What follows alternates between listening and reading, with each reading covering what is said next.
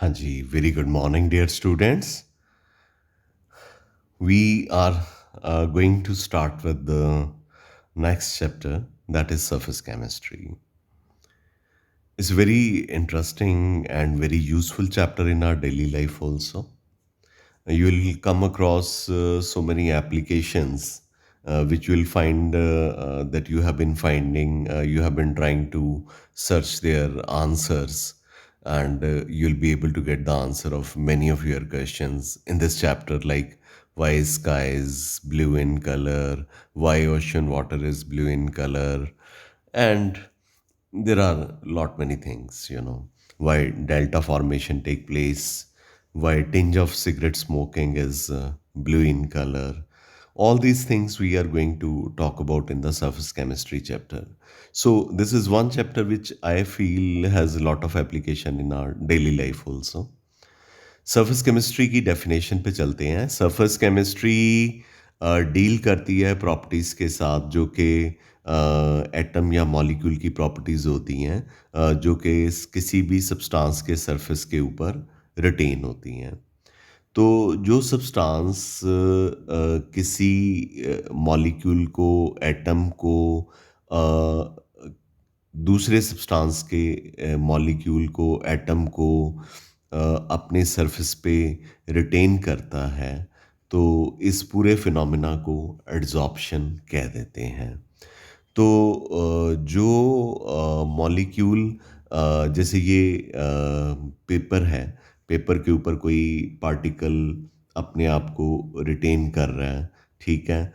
तो वो रिटेन होने वाला पार्टिकल सॉलिड भी हो सकता है, लिक्विड भी हो सकता है, गैसियस फॉर्म में भी हो सकता है। हमें क्या पता इस पीस ऑफ पेपर पे कौन-कौन सी गैस के पार्टिकल जो हैं, उन्होंने अपने आप को अट्रैक्शन की वजह से इस सरफेस के ऊपर रिटेन किया हुआ है। तो इसका मतलब हम सरफेस के बारे में पढ़ने जा रहे हैं। तो ये सरफेस केमिस्ट्री है, और ये जो फिनोमेना है जिसकी वजह से कोई भी सब्सटेंस अपने सरफेस को प्रोवाइड करता है ताकि उसके सरफेस के ऊपर सॉलिड, लिक्विड या गैसेस के पार्टिकल्स उसके सरफेस पे रिटेन हो जाएं, इस फिनोमेना को एड्सॉर्प्शन कहते हैं। और जो सब्सटेंस अपने आप को किसी दूसरे सब्सटेंस के सरफेस पे अटैच करता है या रिटेन करता है, उसे एड्सॉर्बिट कहते हैं। और जो सब्सटेंस अपना सरफेस प्रोवाइड करता है कि मेरे सरफेस के ऊपर आप रिटेन हो जाओ, उसे एड्सॉर्बेंट कहते हैं। मैं रिपीट कर देता हूँ, जैसे ये पीस ऑफ पेपर है, तो ये अपना सरफेस प्रोवाइड कर रहा है, तो ये एड्सॉर्बेंट हो गया। इसके ऊपर ये स्पॉट जो है, ये समझ लो किसी गैस का पार्टिकल है, तो ये इसने इस सरफेस पे अपने आप को रिटेन करा है, तो इस रेड स्पॉट को आप एड्सॉर्बिट कह देंगे। और ये जो पीस ऑफ पेपर है जिसने सरफेस प्रोवाइड किया है, उसे एड्सॉर्बेंट कह देंगे। तो पूरा प्रोसेस जो है, जब एड्सॉर्बेंट के ऊपर एड्सॉर्बिट अपने आप को अटैच कर लेता है, उस पूरे प्रोसेस को एड्सॉर्प्शन कहा जाता है। जो इसका रिवर्स प्रोसेस है, यानी कि ये जो इसके ऊपर गैसियस पार्टिकल हैं, अगर वो अपने आप को इस पेपर पीस ऑफ पेपर से डिटैच कर लेते हैं, अलग हो जाते हैं, उलट हो जाता है, तो इस प्रोसेस को डिसॉर्प्शन कहा जाता है। ठीक है? तो आपको एड्सॉर्प्शन और डिसॉर्प्शन के बारे में पता चल गया। तो जो गैसेस की एड्सॉर्प्शन होती है मेटल के सरफेस पे, उसको एड्सॉर्प्शन की बजाय प्रेफरेबली एक ऑक्लूजन कह दिया जाता है। क्या कह दिया जाता है? ऑक्लूजन कह दिया जाता है। ठीक है? तो जब स्पेसिफिकली गैसेस अपने आप को मेटल के सरफेस पे, जैसे एग्जाम्पल मैं कह सकता हूँ, हाइड्रोजन गैस आपने बहुत बार पढ़ा हुआ है ऑन प्लेडियम मेटल, या निकल, या platinum. Hydrogen gas has great affinity towards these metal. So when gases get adsorbed, not absorbed, when gases get adsorbed on the metal surface, then such a phenomena is called as occlusion. ठीक है। अब adsorption के बारे में और absorption के बारे में सीख लेते हैं कि एड्जॉर्प्शन और अब्जॉर्प्शन के बीच में डिफरेंस क्या है। एड्जॉर्प्शन एक सरफेस फिनोमेना है, यानी ये सरफेस पे ही रहता है। जो भी पार्टिकल अपने आप को रिटेन करता है सरफेस पे, वो इसके अंदर नहीं जाता, सरफेस पे ही रहता है। तो ये सिर्फ सरफेस पे ही होता है, यानी जो एड्जॉर्बेट है वो एड्जॉर्बेंट के सरफेस के ऊपर ही रहेगा, उसके अंदर जो है वो नहीं जाएगा। तो इसका मतलब कि जो एड्जॉर्प्शन है वो सिर्फ और सिर्फ सरफेस के ऊपर होती है। एड्जॉर्प्शन के प्रोसेस में जो कंसंट्रेशन है on the surface of adsorbent is different from that in the bulk. Bulk मतलब इनसाइड द मटेरियल। नेचुरली जो सरफेस के ऊपर सब्सटेंस ने अपने आप को किसी फोर्सेस ऑफ अट्रैक्शन की वजह से रिटेन कर लिया है, उनकी कंसंट्रेशन सरफेस के ऊपर ज़्यादा होगी as compare to in the bulk. Right, got it, okay. तो ये एड्जॉर्प्शन था। इसमें एक तीसरा पॉइंट और है, इसकी डिटेल हम चलो आगे चल के पढ़ेंगे। एड्जॉर्प्शन शुरू में बहुत ही इसका रेट हाई होता है, और ये बाद में डिक्रीज़ होना शुरू हो जाता है, क्योंकि तब इक्विलिब्रियम अटेन होना शुरू हो जाता है। ऐसा क्यों होता है मैं आपको ये एक्सप्लेन कर सकता हूँ। तो लेट अस अज्यूम कि मेरे पास ये एक सरफेस है, ठीक है, ये सरफेस है, और इसके ऊपर अटैच होने वाले जो सरफेस है जिसने अपना सरफेस प्रोवाइड किया है, ये क्या है, एड्जॉर्बेंट है। तो ये इसके ऊपर अपने आप को रिटेन कर रहा है। जो रिटेन करने वाला होता है वो क्या होता है, एड्जॉर्बेट होता है। जब ये सारा स्पेस फिल हो जाएगा, एड्जॉर्बेट सरफेस को चारों तरफ से कवर कर लेगा, मतलब उसके ऊपर लेयर्स बना लेगा, तो फ्रेश जो पार्टिकल हैं एड्जॉर्बेट के, वो अपने आप को यहाँ पे रिटेन नहीं कर पाएंगे। फिर इक्विलिब्रियम स्टेज आ जाएगी। जितने नए एड्जॉर्बेट पार्टिकल ने एड्जॉर्बेंट के ऊपर अटैच होना है, उतने ही एड्जॉर्बेट पार्टिकल को यहाँ से डिज़ॉर्ब होके या इनका रिवर्स होना चाहिए, इनको यहाँ से निकल के बाहर जाना पड़ेगा। इसीलिए शुरू शुरू में जब ये सरफेस पूरा खाली होता है तो एड्जॉर्प्शन का रेट जो है वो बहुत ही फास्टर होता है, लेकिन बाद में एड्जॉर्प्शन का रेट जो है वो क्या हो जाता है, स्लो हो जाता है। ठीक है, गॉट इट, ओके। ये था एड्जॉर्प्शन के बारे में। अब हम एब्जॉर्प्शन के बारे में पढ़ लेते हैं। एब्जॉर्प्शन का ऐसा है, ये हम बड़ी देर से पढ़ते आए हैं एब्जॉर्प्शन के बारे में। लोअर क्लासेस में भी हमने कई बार एब्जॉर्प्शन के बारे में पढ़ा हुआ है। ये एक बल्क फिनोमेना है। ये through out the body of material में होता है, मतलब ये सिर्फ सरफेस पे नहीं होता। ठीक है, जैसे पीस ऑफ चॉक है तो आप उसको वाटर में डाल देंगे या वाटर की कुछ ड्रॉप्स उसके ऊपर डालेंगे तो वाटर ना के उसके सरफेस पे होगा। आप चॉक को जब तोड़ेंगे तो उसके अंदर भी आपको वेट सा नज़र आएगा। अगर आप पीस ऑफ चॉक को आप किस में डाल देते हो, थोड़े से वाटर में डाल देते हो, इसका मतलब कि ये एब्जॉर्प्शन हुई है। और एब्जॉर्प्शन का रेट जो है सेम रहता है थ्रू आउट द प्रोसेस। अब मैं आपको एड्जॉर्प्शन की एग्जांपल, एब्जॉर्प्शन की एग्जांपल और जॉर्प्शन की एग्जांपल, तीनों की एग्जांपल बताता हूँ। पर मैंने ये नहीं बताया कि जॉर्प्शन क्या होता है, वो मैं यहाँ पे आऊँगा।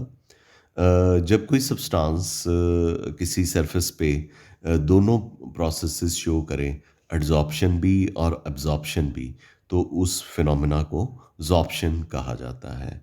जैसे कि जो डाई है, डाई मतलब कलर, तो कॉटन के दुपट्टे को डाई करना है, ठीक है? मैंने कहा था कि डेली लाइफ में इसकी बहुत ही एप्लीकेशन है इस चैप्टर की।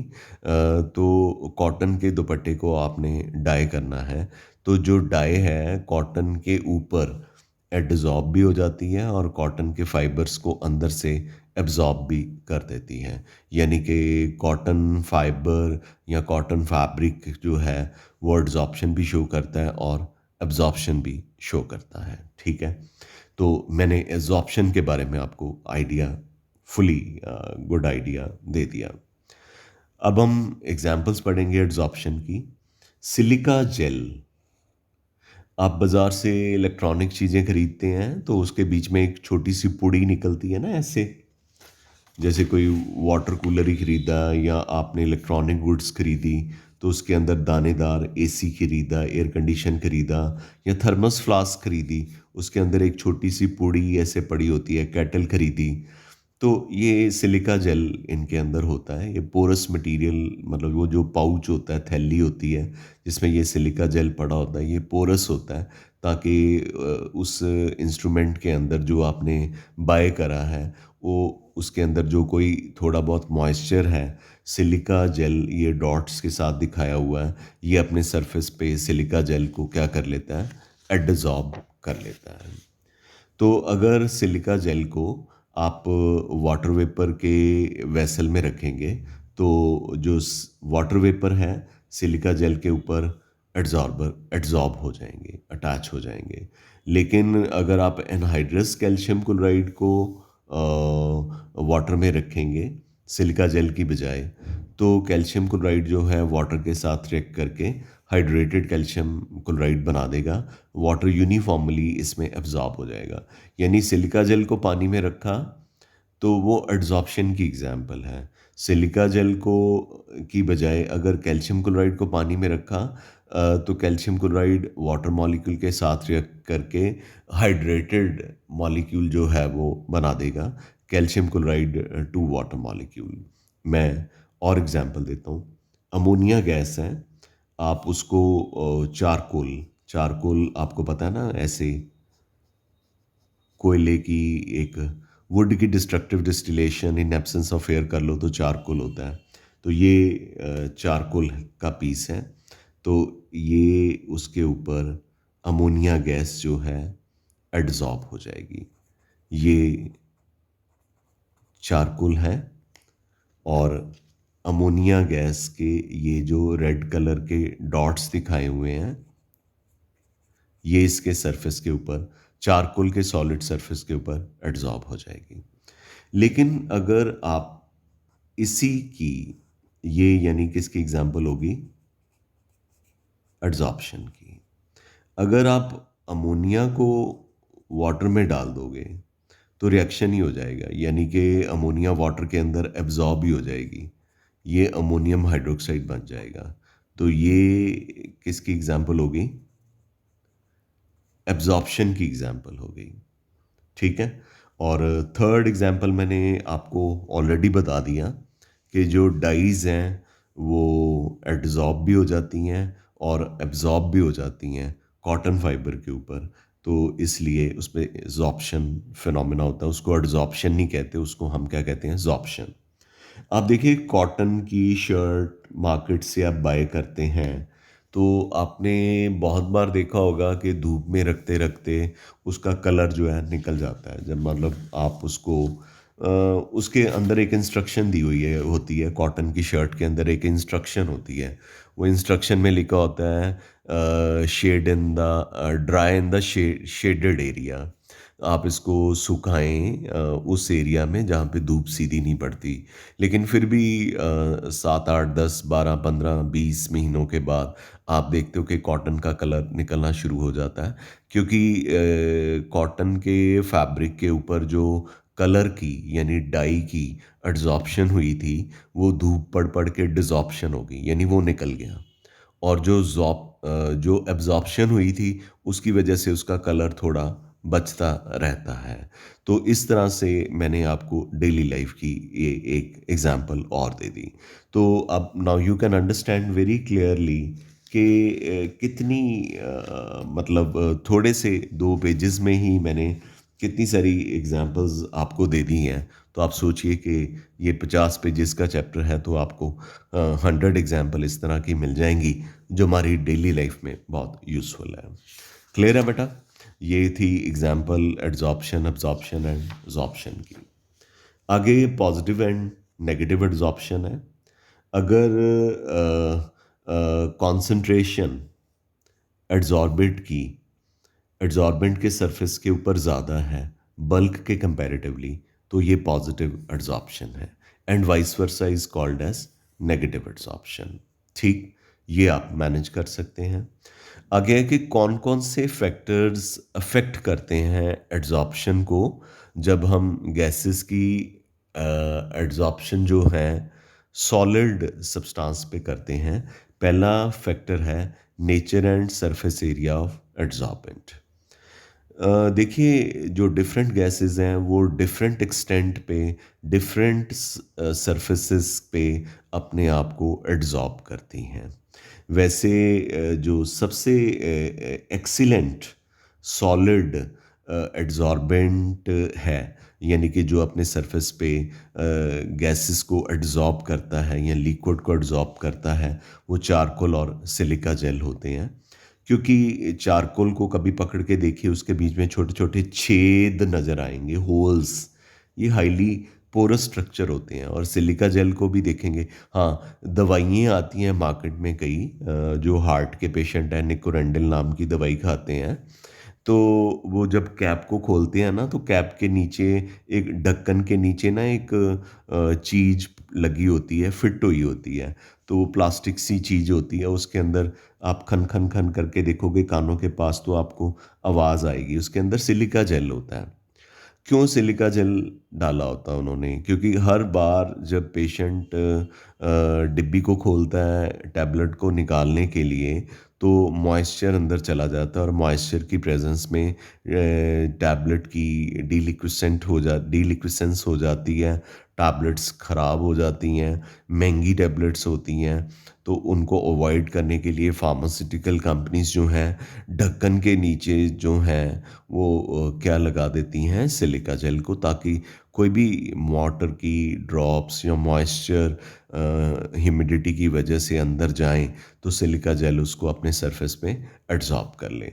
चारकोल नहीं लगाते, तो सिलिका जेल महंगा होता है वैसे। तो चारकोल और सिलिका जेल जो है एक्सीलेंट एड्सॉर्बेंट है, क्योंकि उनका जो स्ट्रक्चर है बड़ा पोरस होता है और उनका सरफेस एरिया बड़ा लार्जर होता है। उसके बाद है कि किस तरह की गैस को आपने एड्सॉर्ब करना है। देखिए जी, ये तो गैस की नेचर पे डिपेंड करता है। पहले आपने जिस भी गैस को सॉलिड के ऊपर एड्सॉर्ब करना है, तो वो normal condition of temperature and pressure पे ले जाइए। यहाँ पे मैं कुछ कंपैरिजन अगले पेज पे दिखाऊंगा, जिसमें 1 ग्राम चारकोल को 25 डिग्री सेल्सियस पे लिया गया है और उसके ऊपर डिफरेंट गैसेस का एक्सटेंट दिखाया गया है कि वो उसके ऊपर कितनी जो है वो एड्सॉर्ब होती हैं। तो यहाँ पे गैसेस दी हुई हैं, हाइड्रोजन, ये सारी जो मतलब गैसेस हैं, hydrogen, nitrogen, monoxide, carbon, methane, carbon dioxide, hydrochloric acid, ammonia, sulphur dioxide, और इनका वॉल्यूम बताया हुआ है। हाइड्रोजन 4.7 क्यूबिक सेंटीमीटर एडजॉर्ब होती है, सबसे कम इन जो गिवन गैसेस हैं, और सल्फर डाइऑक्साइड सबसे ज़्यादा। लेकिन किसके ऊपर? On 1 gram of charcoal. ये सारी किसके ऊपर एड्सॉर्ब हो रही हैं gases? On 1 gram of charcoal. तो ये नेचर ऑफ गैस पे डिपेंड करता है कि वो कितना सॉलिड सरफेस के ऊपर एड्सॉर्ब होगी। तो चारकोल जो है 1 ग्राम लिया है एनटीपी पे 25 डिग्री सेल्सियस पे। तो एक चीज़ आप यहाँ पे नोट करेंगे कि हाइड्रोजन का क्रिटिकल टेम्परेचर 33 केल्विन है और आगे क्रिटिकल टेम्परेचर 126, 134 इंक्रीज करी जा रहा, 190, 304, 324, 406, 430। सो सबसे ज़्यादा क्रिटिकल टेम्परेचर जो है सल्फर डाइऑक्साइड का है। जितना ज़्यादा क्रिटिकल टेम्परेचर होता है उतनी आसानी से जो गैस है वो लिक्विफाई हो जाती है और उतनी ज़्यादा उसकी एड्जॉर्प्शन जो है वो सॉलिड सरफेस पे क्या करती है, इंक्रीज करती है। इसलिए जो सल्फर डाइऑक्साइड है जो सल्फर डाइऑक्साइड है मैक्सिमली एड्जॉर्ब हो रही है 1 ग्राम चारकोल के ऊपर 1 ग्राम चारकोल के ऊपर as compare to other gases. तो ये आपको समझाने के लिए कि नहीं तो अदरवाइज अगर मैं ये टेबल नहीं देता तो आपको ये पैराग्राफ नहीं समझ लगता। हाँ, आप ये याद कर सकते हैं, एक एग्जाम्पल आप हाइड्रोजन की याद कर सकते हैं, एक आप अमोनिया की याद कर सकते हैं, एक आप सल्फर डाइऑक्साइड की कर सकते हैं। 3 एग्जाम्पल याद कर लीजिए, is more than sufficient. Temperature की बात पे आते हैं। थर्ड फैक्टर जो कि एड्जॉर्प्शन को अफेक्ट करता है वो टेम्परेचर है। देखिए, अगर हम किसी गैस की एड्जॉर्प्शन को सॉलिड सरफेस के ऊपर स्टडी कर रहे हैं तो टेम्परेचर इंक्रीज करने से एड्जॉर्प्शन जो है वो डिक्रीज होती है एंड वाइस वर्सा इनिशियली। तो 1 ग्राम चारकोल जो है वो 10 क्यूबिक सेंटीमीटर नाइट्रोजन को 273 केल्विन पे, यहाँ पे 8 क्यूबिक सेंटीमीटर है पर ये 25 डिग्री सेल्सियस पे है। यहाँ पे हमने नाइट्रोजन लिया है, 10 क्यूबिक सेंटीमीटर एड्जॉर्ब हो रही है चारकोल पे, पर ये 0 डिग्री सेल्सियस पे है। 20 क्यूबिक सेंटीमीटर नाइट्रोजन गैस 1 ग्राम चारकोल पे 244 केल्विन पे एड्जॉर्ब होती है। मतलब जैसे जैसे आप टेम्परेचर इंक्रीज करोगे नाइट्रोजन गैस की एड्जॉर्प्शन जो है वो इंक्रीज होती जाएगी। ठीक है, तो जैसे जैसे आप टेम्परेचर डिक्रीज करोगे एड्जॉर्प्शन गैस की जो है वो क्या होती जाएगी, एड्जॉर्प्शन जो है गैस की डिक्रीज होती जाएगी। ये 0 डिग्री सेल्सियस पे था 10 क्यूबिक सेंटीमीटर, तो यहाँ पे 8 क्यूबिक सेंटीमीटर है पर ये 25 डिग्री सेल्सियस पे है, यानी कि टेम्परेचर इंक्रीज करने से। तो उसके बाद बाकी इनकी कंडीशंस में कुछ और भी डिफरेंसेस रखे हुए हैं। आप इसको इसके साथ ज़्यादा कंपेयर मत कीजिए, बस इतना सोच लीजिए कि जैसे जैसे टेम्परेचर इंक्रीज करेगा नाइट्रोजन गैस की एड्जॉर्प्शन 1 ग्राम चारकोल के ऊपर जो है डिक्रीज करेगी। जैसे 273 केल्विन पे 10 cubic centimetre nitrogen gas adsorb हो रही है, 244 केल्विन टेम्परेचर पे 20 क्यूबिक सेंटीमीटर गैस एड्जॉर्ब हो रही है। टेम्परेचर और डिक्रीज कर दिया तो जो है ये 45 क्यूबिक सेंटीमीटर एड्जॉर्ब होगी। तो इसको हम कैसे जो है एक्सप्लेन करेंगे, this can be explained that कि जो गैस इस केस में हम कौन सी ले रहे हैं, नाइट्रोजन। सॉलिड एड्जॉर्बेंट हम इस केस में कौन सा ले रहे हैं, चारकोल। ठीक है, तो एड्जॉर्बेंट जब एड्जॉर्बेंट के ऊपर अटैच हो जाता है तो हीट रिलीज होती है, ये एक्सोथर्मिक रिएक्शन है। ठीक है, तो फॉरवर्ड रिएक्शन दिया हुआ है, एक बैकवर्ड रिएक्शन दिया है। फॉरवर्ड रिएक्शन को कॉन्डेंसेशन बोल दिया है। देखिए ना कि ये दोनों अलग अलग थे, ये जब इसके ऊपर अटैच हो गया तो कॉन्डेंसेशन ही बोलेंगे। अगर आप हीट सप्लाई करेंगे तो ये दोनों अलग अलग हो जाएंगे। तो अगर फॉरवर्ड रिएक्शन जो है एड्जॉर्प्शन है, तो अगर आप हीट बाहर से सप्लाई करेंगे यानी हाई टेम्परेचर पे रखेंगे तो एड्जॉर्प्शन की बजाय क्या होनी शुरू हो जाएगी, डिजॉर्प्शन, यानी कि बैकवर्ड रिएक्शन होना शुरू हो जाएगा इज ए लीचेटर प्रिंसिपल के अकॉर्डिंगली। तो कितनी हीट प्रोड्यूस होती है जब 1 मोल ऑफ गैस एड्जॉर्बेंट पे, जो कि यहाँ पे 1 ग्राम चारकोल लिया गया है, इस हीट को हीट ऑफ एड्जॉर्प्शन कहा जाता है। आई एम वेरी श्योर कि आपको यहाँ तक अच्छे से क्लियर हो गया होगा। अगला प्रेशर है, तो यहाँ पे भी नाइट्रोजन गैस की एग्जांपल दी है, प्रेशर की दी हुई है।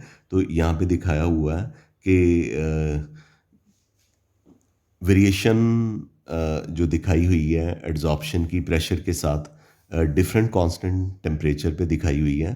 तो यहाँ पे दिखाया हुआ है कि एड्जॉर्प्शन इंक्रीज करती है विद इंक्रीज ऑफ प्रेशर। ये देखिए प्रेशर अगर इंक्रीज कर रहा है तो एड्जॉर्प्शन जो है वो क्या करेगी, इंक्रीज करती जाएगी। मतलब इसको और भी आगे लेकर के जा सकते हैं, यानी कि प्रेशर इंक्रीज करने से एड्जॉर्प्शन इंक्रीज करेगी। लेकिन लो टेम्परेचर पे गैस वैसे रैपिडली जो है एड्जॉर्ब होती है, लेकिन ये जब थोड़ी वैल्यू होती है गैस के एड्जॉर्ब होने की तब होता है। लेकिन जब टेम्परेचर हाई होता है तो फिर एड्जॉर्प्शन जो है वो इस तरह से कर्व देती है और प्रेशर इंक्रीज करने से एड्जॉर्प्शन का रेट जो है वो इंक्रीज करता है। ठीक है, तो जो हमारे पास फिफ्थ इसमें फैक्टर है जो कि एड्जॉर्प्शन को अफेक्ट करता है, वो है कि जिस सरफेस पे आपने एड्जॉर्प्शन करानी है उसको एक्टिवेट कर लो। उसको एक्टिवेट करने के 3 मेथड हैं। पहला है उस सॉलिड सरफेस को जिसके ऊपर आपने गैस को एब्जॉर्ब करनी है उसको रेगमार से रफ़ कर दो, मैकेनिकली उसको रगड़ के रफ़ कर लो या केमिकल एक्शन से रफ़ कर लो, मतलब उसका सरफेस रफ़ बना दो। यूँ इलेक्ट्रोप्लेटिंग, इलेक्ट्रोकेमिस्ट्री चैप्टर पढ़ा, इलेक्ट्रोप्लेटिंग से उसके ऊपर फाइनली डिपॉजिटेड मेटल के छोटे छोटे पार्टिकल्स डिपॉजिट कर दो कि सरफेस रफ़ हो जाए। सरफेस जितना रफ़ होगा ना गैस की एड्जॉर्प्शन मेटल सरफेस के ऊपर उतनी ही ज़्यादा होगी। दूसरा क्या है कि हम सॉलिड एड्जॉर्बेंट को कैसे और भी ज़्यादा मतलब कि एक्टिवेट कर सकते हैं। आप उसको छोटे छोटे पीसेस में डिवाइड कर दो या ग्रेन्स में डिवाइड कर दो। लेकिन अगर इसकी एक ड्रॉबैक है, छोटे पीसेस में डिवाइड करोगे तो एड्जॉर्प्शन का रेट बढ़ जाएगा क्योंकि ये एक बड़ा पीस है। ठीक है, तो आपने इसके 2 पीसेस कर दिए। अब गैस को पहले ये सरफेस अवेलेबल था, अब गैस को ये वाला सरफेस भी अवेलेबल है, ये वाला सरफेस भी अवेलेबल है, ये वाला सरफेस भी अवेलेबल है, ये वाला सरफेस भी अवेलेबल है। पहले ये वाला सरफेस उसको अवेलेबल नहीं था। और आप इसको और डिवाइड कर दो और सरफेस मिल जाएंगे, और डिवाइड कर दो और सरफेस मिल जाएंगे। जैसे जैसे आप इसका सरफेस एरिया इंक्रीज करोगे एड्जॉर्प्शन गैसेस का इनके ऊपर क्या करेगा, इंक्रीज करता जाएगा। लेकिन अगर इसे आप पाउडर ही बना लोगे, आप लालच कर लो कि हम इसे पाउडर बना लेते हैं, तो फिर गैस इसके ऊपर अपने आप को एड्जॉर्ब नहीं कर पाएगी, गैस इसके अंदर ही घुस जाएगी। तो फिर उस एड्जॉर्प्शन को हम बचा नहीं सकते। उसे कहते हैं कि ये ऑब्स्ट्रक्टेड एड्जॉर्प्शन है, यानी एड्जॉर्प्शन खराब हो गया। एक और तरीका है कि आपने एडजॉर्बेंट को कैसे एक्टिवेट करना है। आप इसे ना 623 से लेकर 1275 केल्विन टेम्परेचर पे सुपर हीटेड स्टीम के साथ हीट करें और या वैक्यूम में हीट करें इस टेम्परेचर पे। तो इसके ऊपर अगर पहले से कोई चीज़ एडजॉर्ब्ड है, वो डिजॉर्प्शन हाई टेम्परेचर की वजह से उसकी डिजॉर्प्शन हो जाएगी और सरफेस आपका बिल्कुल खाली हो जाएगा। इस तरह से फिर इसके ये फ्रेश एड्जॉर्प्शन के लिए जो है वो बिल्कुल ही तैयार है। ठीक है, तो आज के लिए मैं इतना ही आपको बताना चाहता हूँ। आई एम वेरी श्योर कि ये आपको अच्छे से समझ लग गया होगा। ठीक है, सो सरफेस केमिस्ट्री कई बच्चों के एग्जाम में आने वाला है, तो so I have started with this chapter. So I'm very sure you've understood this chapter very nicely. In case any problem, please be in touch with me. Thank you very much. Have a nice day. Love you all. Great day.